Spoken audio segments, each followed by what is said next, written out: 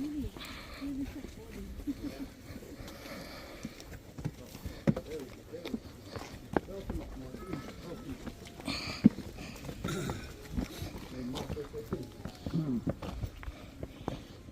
this house here, my friends, you can call it a smaller version of our meeting house.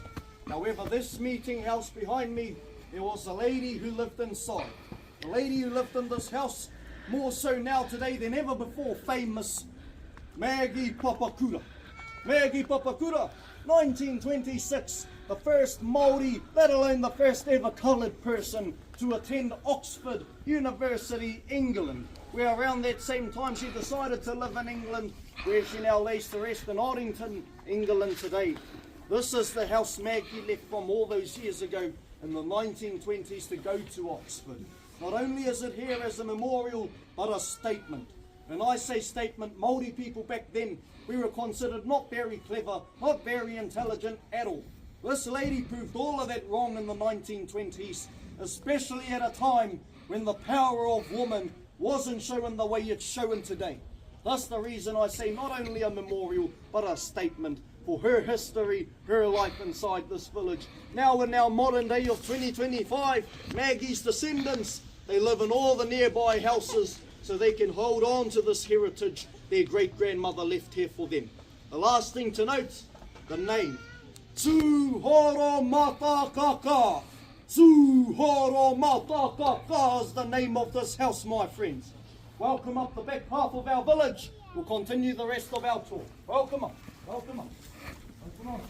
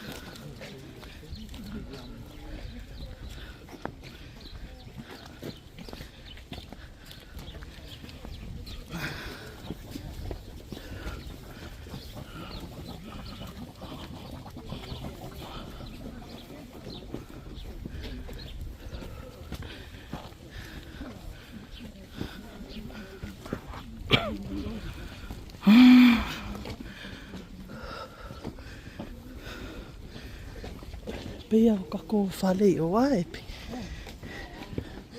Ei a kako a inga. Pea o kako i o.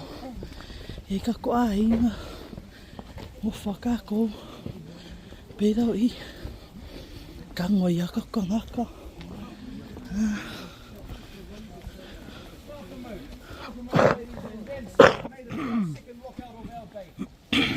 Closer view of our prizes.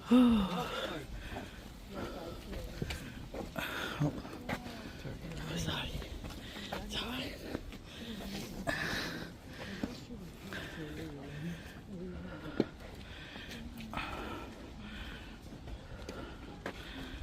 Welcome over, my friends. As I said before in our first lookout, and I will say again, take as much photos, as much videos as you possibly can, my friends. I'd rather you did than not. Now, there are two reasons I brought you all here too. Number one, right in front of us, of course, our beautiful geysers. However, down below our geysers, there is a pool of water. That pool of water, D on the board, the Blues. The Blues is the swimming hole of the village people, and this entire area down below us, the playground of the village children, ladies and gents. Now, there is one rule when it comes to that area down below, only one. The rule is no one except the people of the village are allowed down there. The only reason why, up here beneath us, 5 feet, magma and lava. In our kitchen that we had just come from, 3-4 feet. Down there, 2 feet if that. So if you were to step in the wrong place at the wrong time, well, I think we all know what happens after that, ladies and gents. That is why only the people of the village are allowed down there. They have lived here a long time. They know where to step, where exactly not to. Common sense, really. The first reason I brought you here. Now, The second reason I brought you here, believe it or not, this hill of dirt and tree, this is the most important part of our village and our tour. This is the place where the name of our village was founded well over 200 years ago, 400 to 500 to be exact. And the story, it goes like this. The chief of our area we are standing in 400 to 500 years ago, his name was Wahia. One day the people wake up only to see a war party over there coming this way, 600 to 800 men. Wahia, he looks at those brave warriors, he goes, bring it. He gathers over 200-300 plus of his fighting warriors from what I was taught on top of this hill here. Here they performed what I bet some of you are going to experience shortly, the haka. The dance of war, dance of sadness, even a dance of cheekiness at times, many versions. The one we done here, definitely a dance of war. Now, for those who have just arrived into Aotearoa, New Zealand, for your first times to the home of haka, I will now share with you the two proper purposes for our haka here as a Māori people. There are other variations of our haka over at Hawaii, Samoa, Tahiti, Rarotonga. They have their versions. These two purposes for our people here. Now, the first purpose for performing the haka, to implement fear in the enemy. When you perform the haka, your feet are to be stomping as hard as they can, in time and in rhythm, so that the dust may raise beneath you all at once. Your voice is to bellow out to the tops of the skies, so the enemy can clearly hear what you're telling them. Your body, your face, to be really fierce. Really big. Oh! Really ugly. Really scary. Yeah! So the enemy can see you, so they can fear you as well. This is how you implement fear the Māori way. Nice and strong, nice and big, nice and ugly, nice and scary as well. Now, if you don't have any of that, if you look too pretty, too nice and not scary enough, the second purpose for your haka kicks in. The second purpose for the haka, to hype the mentality of the brain, to make it go crazy. So no matter how big or small you are, whether it's a 1 versus 100, you are not afraid to fight, you are not afraid to die. That goes for children as well as adults, my friends. The true purposes for our haka here as a Māori people, because that was life was like as a Māori back then. Now, from what I was taught, haka on our hill, it did conclude 200 to 300 men. They made it look more like 1,000. Those 600 to 800 warriors on that side, none of them done their homework that day, unfortunately. This entire area beneath us was covered in geothermal active water. They lost half their men crossing, the other half turned around and ran back to the west coast. And the way we remember that story, even today, through our name. Te whakarewarewa tanga, o te ope taua, o ahia. In English, the upraised war party of Wahia that lifted the dust on this hill over 200 years ago. That is the story of the name of our village, how it comes to be. And also within that story a lesson as well. Everything Māori has, there is a reason for it, there is a story behind it. The last one I will share, which was mentioned at the beginning of our tour, our figures. These figures you would have spotted right throughout our village from the beginning to now. These figures represent two catastrophes for our people here. Number one, 200 years ago, 20 kilometres inland, the eruption of our mountain Tarawera. The 153 lives lost, they are the figures from that end of our walkway right through the back half of our village. All these figures around us are the headstones of the 153 lives lost, my friends. And also from our archway in through the front half of our village, the 165 men that left this village alone to go to World War I, World War II and the other wars, they are the figures out the front half. The reason I share the story of our figures, also on the topic that you did ask at the beginning of our talk, thank you my friend. The reason I share our figures as well, for my visitors who have just arrived into our country, you may travel throughout our lands of Aotearoa, New Zealand. You may come across some other carvings, some other pillars. Some people might tell you they are just there for show, nothing else. This is the reason I reassure you, everything Māori has There is a reason for it. There is a story behind it. Our logical way of thinking.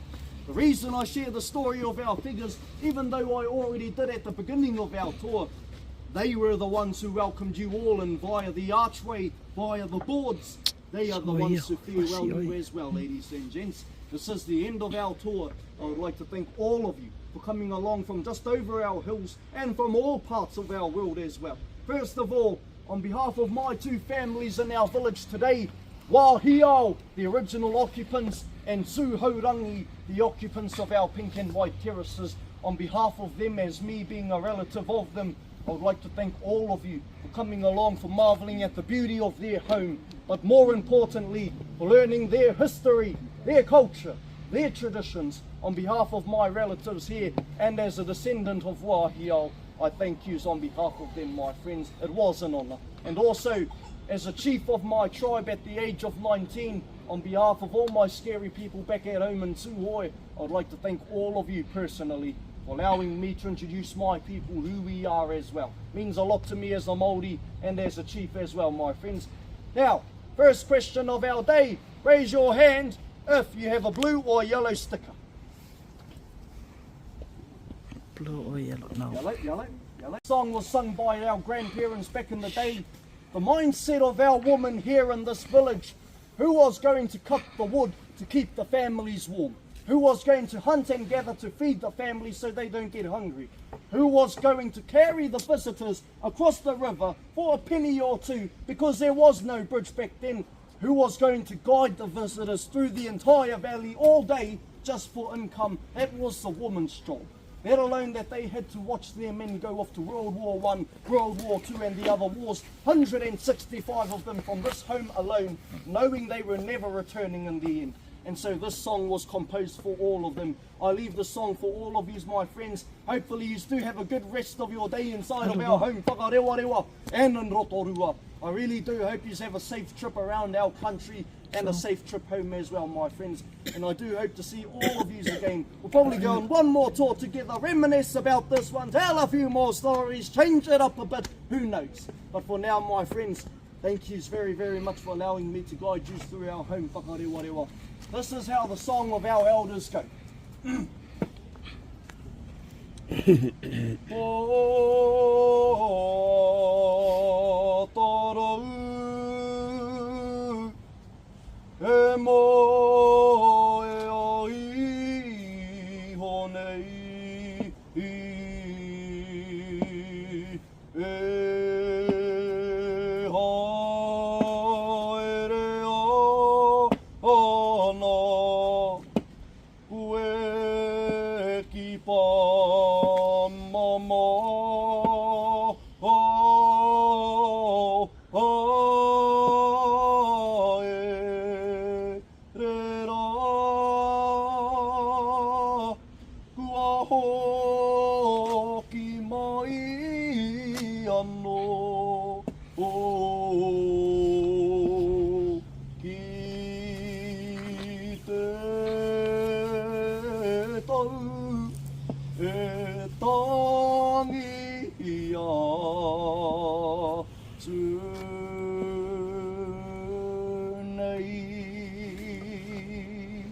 Oh, well, other than that, thank you very, very much for having me, my friends. Those that are on the culture performance. Nanga, you see? I want to go see the performance. Come, let's go see the performance. Yeah, yeah, we whakau ai. Ne whakau e aru e po, ere a kamara le e.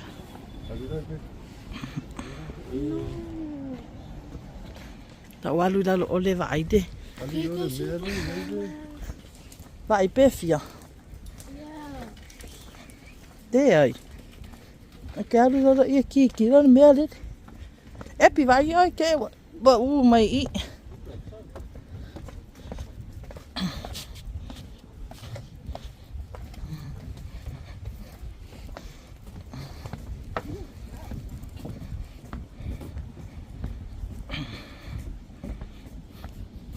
Kalangi vai e pa o cuidado.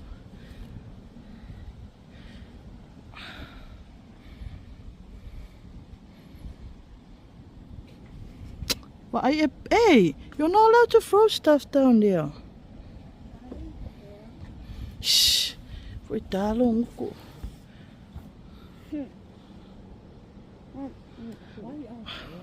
Lungo inga fale la le pe fale la fa impe fome. La.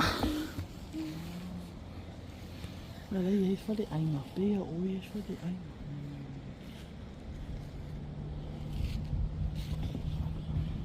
Vai punga uma. Ki mai e de vai ai e ko i luma. Mai fa sange so nga wishes. Vai sa wa fale ainga nela.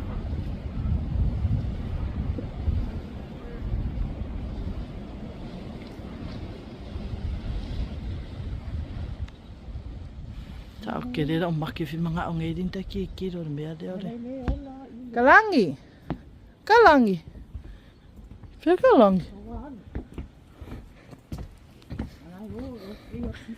Ife.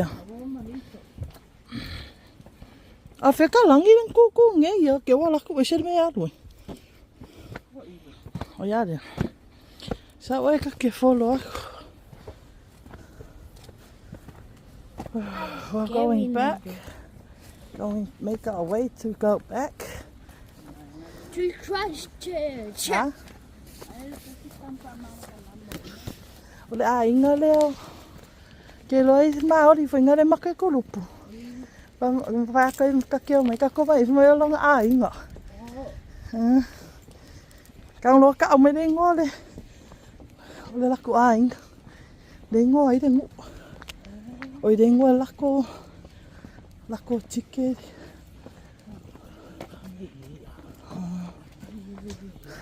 Ke roi pei unga ka ko. Fai ya lako ha unga.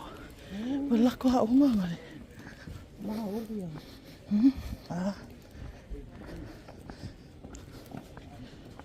Lako fale o lua.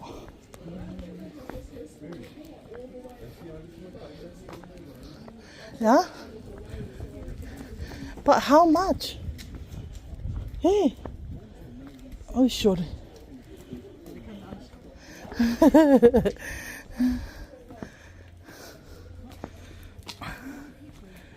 Growing up back in my home, we were taught a story, and the story goes, long time ago we had an ancestor. His name was Rotorua. He got stuck on top of a cold mountain located in the centre of our island. In the middle of our island, Tongariro was the name of the mountain, not too far from Taupo. Oh, yeah. Now, he got on top of the maunga and he was cold. So he called out to his sisters who were over the ocean at Hawaii. He called out to them for heat, and so came forth two fire spirits, Te Pupu and Te Hoaka. The first stop the spirits made was my island out back at home, Whakarewarewa Island.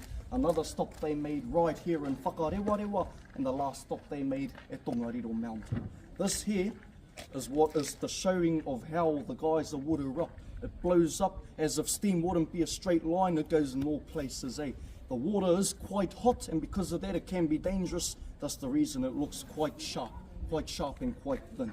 So this here represents how the geyser would erupt, and then this is the part that trickles down, the water that goes into the blue. So that's what this represents, and that story as well. Thank you for asking. Since you have asked, I will leave you with something. Thank you.